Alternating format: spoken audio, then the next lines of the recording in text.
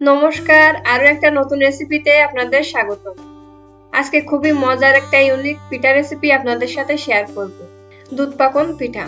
কোনো রকম ডাইস ছাড়াই কিভাবে খুব সহজে এই পাকন পিঠাগুলো বানিয়ে নিতে পারেন সেটাই আজ আপনাদের দেখাবো। নরম তুলতুলে এই পাকন পিঠাগুলো খেতে অসম্ভব মজার হয়। তো চলুন শুরু করি আজকের রেসিপি। পিঠা বানানোর জন্য প্রথমে একটা কড়াইতে নিয়ে নিচ্ছি 1/3 কাপ জল, আর দেব হাফ চামচ মতো লবণ। এবার লবণ জলের সাথে ভালো করে মিশিয়ে নিচ্ছি। তারপর জলটা যখন একটু ফুটতে শুরু করবে তখন দিয়ে দিচ্ছি হাফ কাপ মতো চালের গুঁড়া।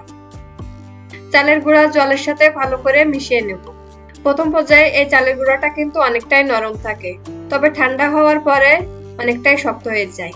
চালের গুঁড়াটা মিশানো হয়ে গেছে, এবার এটা নামিয়ে নিচ্ছি।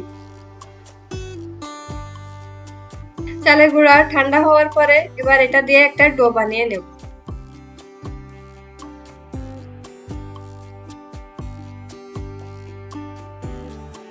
দেখুন ডোটা বানিয়ে নিয়েছি। এখন এটা লম্বা করে এর থেকে ছোট ছোট গুটি কেটে নেব। আপনারা যারা আমার চ্যানেলে নতুন তারা প্লিজ আমার চ্যানেলটা সাবস্ক্রাইব করবেন আর পাশে থাকা বেল আইকনটা ক্লিক করে দেবেন। এতে করে আমার চ্যানেলের নতুন নতুন সব ভিডিও সবার আগে আপনার কাছে পৌঁছে যাবে। আর যারা আমার চ্যানেলটা সাবস্ক্রাইব করছেন তাদেরকে অসংখ্য ধন্যবাদ। গুটিগুলো একটু বড় বড় করেই কেটে নিয়েছি। তারপর এই গুটিগুলো দুই হাত দিয়ে একটু লম্বা করে বানিয়ে নিচ্ছি। সবগুলো গুটি একইভাবে বানিয়ে নিয়েছি। তারপর একটা ঝাঁঝরি আটার উপরে এই গুটিগুলো রেখে হালকা হাতে চাপ দিয়ে এরকম লুচির মতো করে নিচ্ছি। তারপর পিঠার একটা সাইড থেকে এভাবে ঘুরে ঘুরে পিঠাগুলো উঠিয়ে নেব। এভাবে খুব সহজে কিন্তু এই পিঠাগুলো বানিয়ে নেওয়া যায়। তারপর এই পিঠাগুলোর দুইটা মাথা একসাথে করে লাগিয়ে দেব। একটু ভালোভাবে চেপে চেপে এই মাথাটা লাগিয়ে নিতে হবে, এতে করে ভাজার সময় আর ছাড়িয়ে যাবে না। আমি আরেকটা পিঠা বানিয়ে আপনাদের দেখিয়ে দিচ্ছি। যে কেউ একবার দেখলে কিন্তু এই পিঠাগুলো বানিয়ে নিতে পারবে।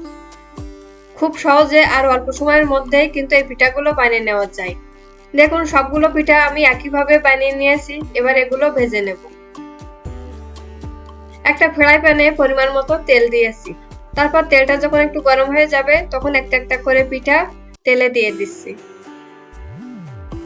মিডিয়াম হিটে পিঠাগুলো আমি একটু লালচে কালার করে ভেজে নেব। পিঠার একটা সাইড ভাজা হয়ে গেলে এভাবে উল্টে পাল্টে একটু লালচে কালার করে পিঠাগুলো ভেজে নিয়েছি।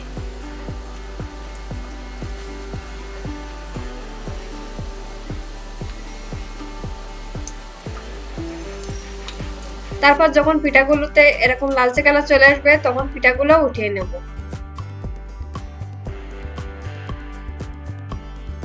এবার পিঠাগুলো দুধে ভিজানোর জন্য কড়াইতে নিয়ে নিচ্ছি 1 কাপ পরিমাণের দুধ, 2টা এলাচ আর দিয়ে দেবো 1/3 কাপ চিনি। আপনারা মিষ্টি যেমন পছন্দ করেন সেই হিসাবে এখানে চিনি কম বেশি করে নিতে পারবেন। চিনি দুধের সাথে ভালো করে মিশিয়ে নেব। তারপর দুধ 3-4 মিনিট ভালো করে ফুটিয়ে নিয়েছি। এবার দিয়ে দিচ্ছি এই ভেজে রাখা পাকন পিঠাগুলো। এই পিঠাগুলো দুধে দিয়ে আরো 2-3 ঘন্টা মতো আমি ভিজিয়ে রাখবো। এতে করে পিঠাগুলো নরম হয় আর খেতেও কিন্তু ভালো লাগে।